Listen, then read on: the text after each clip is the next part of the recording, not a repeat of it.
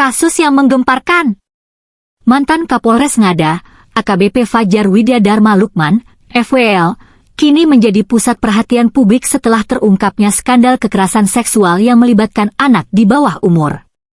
Lebih mengejutkan lagi, ia diduga menggunakan obat penenang untuk melumpuhkan korban sebelum melakukan aksinya. Anggota Komisi 13 DPR RI dari fraksi Golkar, Dr. Umbu Kabunang Rudianto Hunga, SH, MH mengungkapkan indikasi kuat bahwa Fajar membius korbannya sebelum menyerang. Orang tua korban menyatakan anak mereka kehilangan kesadaran sebelum kejadian.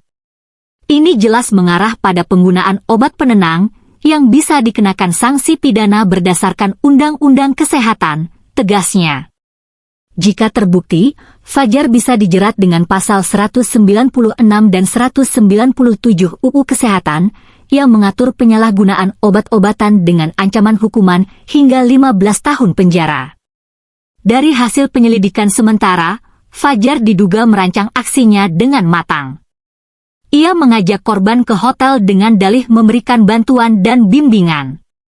Namun, setibanya di lokasi, korban diberikan minuman yang diduga telah dicampur obat penenang. Saat korban tak sadarkan diri, barulah aksi keji itu terjadi. Rekaman CCTV menjadi bukti kuat yang menguatkan kasus ini. Polisi menemukan rekaman yang menunjukkan Fajar masuk ke hotel bersama korban, lalu keluar sendirian beberapa jam kemudian. Dalam kunjungannya ke kota Kupang, Umbu Rudi Kabunang bertemu langsung dengan para korban. Ia mendapati kondisi mereka sangat memprihatinkan. Mereka mengalami trauma berat, gangguan tidur, dan ketakutan berlebihan terhadap orang asing, ujarnya. Lebih mengejutkan lagi, para korban mengaku diminta Fajar untuk mencari anak lain yang lebih muda dengan iming-iming uang. Beruntung, mereka menolak. Kasus ini menjadi ujian besar bagi aparat penegak hukum.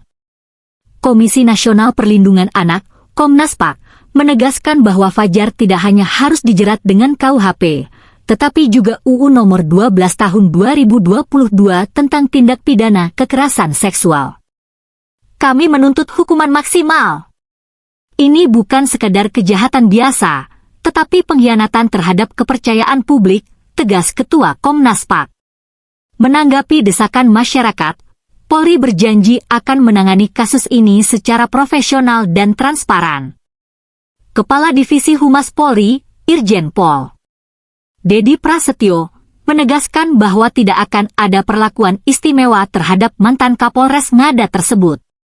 Ini kasus serius.